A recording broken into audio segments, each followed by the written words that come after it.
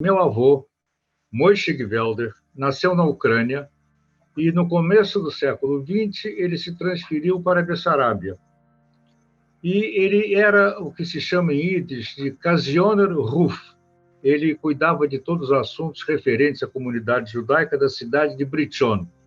Brichon era uma cidade com cerca de 10 mil habitantes, dos quais 90% eram judeus. E o meu avô, em Brichon, era um grande líder sionista. Tanto assim que, quando Chaim Weizmann foi a Bessarabia, foi o meu avô que o ciceraneou pela Bessarabia. Quando eu estava em Israel, em 1961, fazendo a cobertura do julgamento do Eichmann, o alto-falante me chamou para ir até a portaria do prédio. Cheguei lá, encontrei dois senhores, capote preto, barba branca, e eles me perguntaram: você, por acaso, é neto do Moishe Gvelder? Eu digo: sim, eu sou neto do Moishe Gvelder. E eles disseram: sim, que nós lemos isso e viemos de Tel Aviv até aqui só para te tocar. Palavra de honra, disseram: só para te tocar. Eles me abraçaram, me beijaram, porque eu era neto do Moishe Gvelder e foram embora. Então, eu imagino que meu avô realmente tivesse tido alguma presença muito forte na Bessarabia, onde ele viveu. Meu pai chegou aqui em 1929, e o que ele fez quando chegou aqui? Como todos os judeus imigrantes que vieram, foi bater de porta em porta, vender prestação. E eu até hoje, eu fico imaginando meu pai, que era um intelectual, que era da juventude sionista da Bessarabia, um homem dedicado a letras, dedicado a livros. Eu realmente não consigo imaginar meu pai andando aqui pelo Rio de Janeiro, batendo de porta em porta. Olha, meu pai realmente passou uma época muito difícil aqui no Rio. Ao contrário da maioria dos amigos dele de Brichon, meu pai não enriqueceu, muito pelo contrário. Meu pai sempre foi um homem dedicado ao humanismo. Eu me lembro perfeitamente do momento em que abriu a porta dos fundos da jaula de vidro e o Eichmann entrou.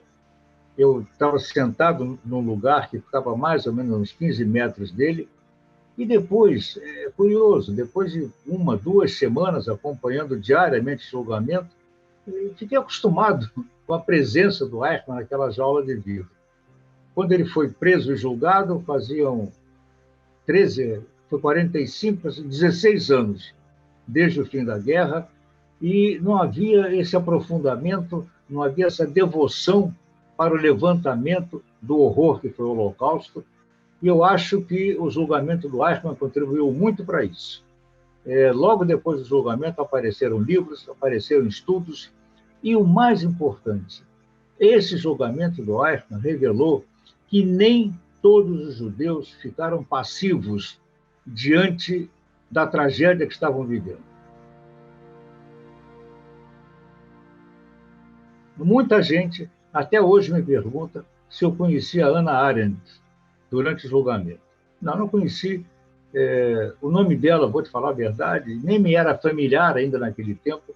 Eu só tomei conhecimento quando ela escreveu, no ano seguinte, em 1962, ela escreveu para a revista New Yorker uma série de artigos que depois viraram um livro, onde ela cunhou a expressão "a banalidade do mal". Eu fiquei revoltado com o conteúdo do livro dela, porque eu acompanhei aquele julgamento, eu vi como Eichmann se comportou, eu vi a frieza dele, eu vi quase que a indiferença dele, e ela veio com essa tese da banalidade do mal, e as pessoas adoraram essa tese, repetem isso de uma forma inconsequente, e eu quero dizer que não houve banalidade nenhuma. O Eichmann, desde 1937, estava se empenhando para estudar a questão judaica. Em 1937, ele foi à Palestina para ver o que os pioneiros judeus estavam fazendo na Palestina e se seria possível deportar todos os judeus da Áustria e da Alemanha para a antiga Palestina. Ele estava inteiramente enfronhado neste assunto de, como ele mesmo disse, de conhecer melhor os judeus. Aliás, tem um episódio muito curioso. O agente secreto de Israel, do Mossad, que segurou o Eichmann na rua, em Buenos Aires, e jogou ele dentro de um automóvel, chama-se Zvika Malkin. O Zvika se tornou meu grande amigo, mas amigo íntimo mesmo. E ele me contou, ele foi o primeiro a interrogar o Eichmann, quando, numa casa secreta lá em Buenos Aires, e o Eichmann dizia assim, quase que candidamente, pois é, morreram, mas eram judeus, né? Tinham que morrer. Ele tinha esse tipo de exclamação.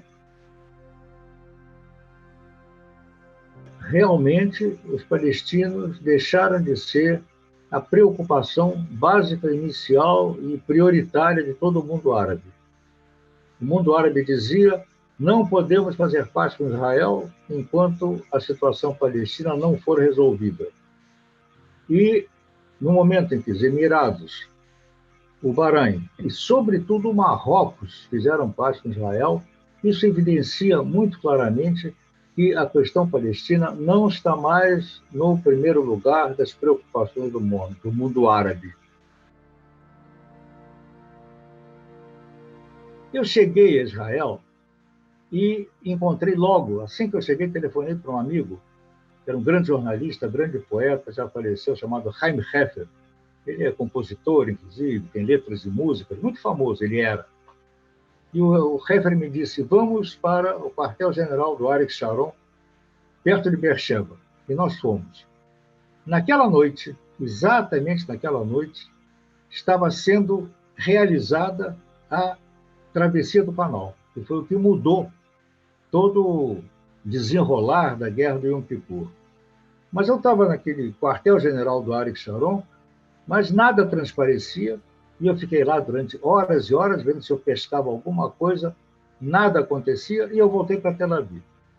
Quando eu voltei para Tel Aviv, entrei em contato com o porta-voz do Exército, que atendia a imprensa, tinha um centro de imprensa lá, o Beit Sokolov, e eu falei com o porta-voz do Exército. Ele me disse: olha, fizemos a travessia do Canal, já estamos em território egípcio, mas não está oficializado e você não pode publicar isso ainda. Mas os soldados que foram feridos na travessia estão no Hospital Hadassah, em Jerusalém.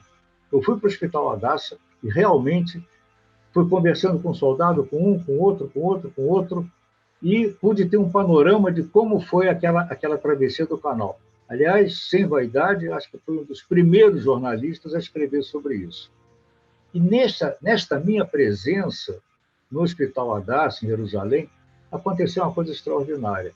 Apareceu lá, para alegrar, digamos assim, os soldados, aquele grande comediante americano, que as pessoas hoje quase não lembram mais, chamado Danny Kaye. Então, eu saí caminhando do lado dele, com o meu gravador ligado, e o Danny Kaye ia parando de leito em leito e dizia assim para os soldados: quando é que você vai para casa? E o rapaz dizia: eu não sei.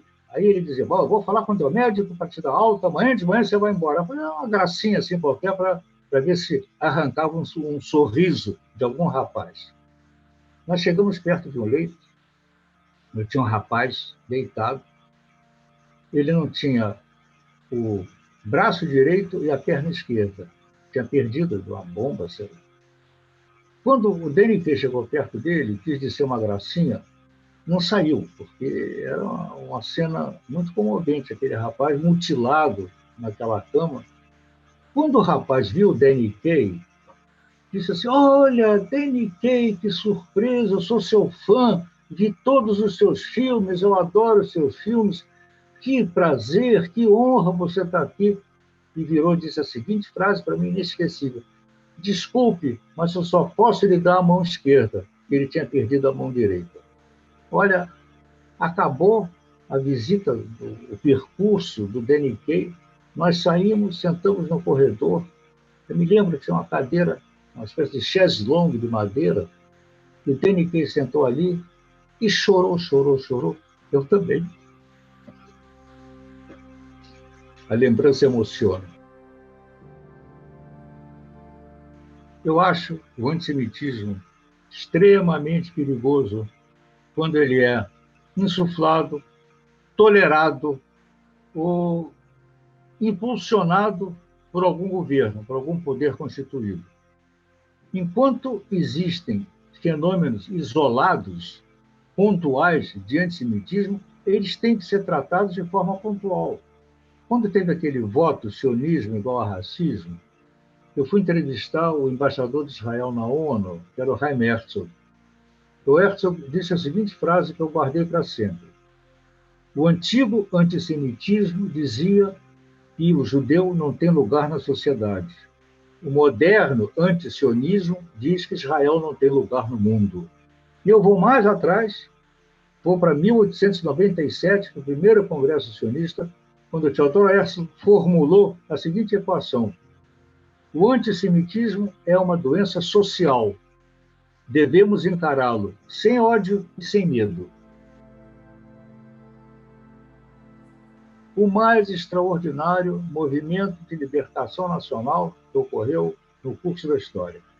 Não só é um movimento vitorioso, como chegou a essa vitória pacificamente, diplomaticamente, vamos dizer assim. Foi a volta, o que eles chamam de a reunião dos exilados, no seu território, onde nasceu o povo de Israel voltou para esse território.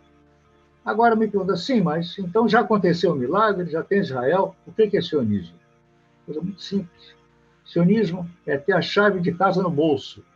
É importante que tenha, sim, porque as manifestações contra o povo judeu são frequentes e insistentes, intermitentes e intermináveis.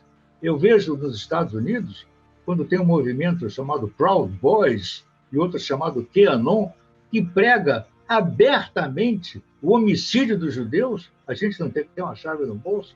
Isto é o sionismo. E por isso que o sionismo vai continuar existindo. Enquanto houver um povo judeu, o ideal sionista de retorno à terra ancestral jamais deixará de existir. E alguém me pergunta como é que você se define, que tipo... Eu só tenho uma definição, eu tenho um epitáfio, digamos assim, para mim mesmo. Zevig Welder, nasceu no ano tal, morreu no ano tal, e embaixo, assim, sionista, mais nada, não precisa dizer mais nada, para mim está suficiente.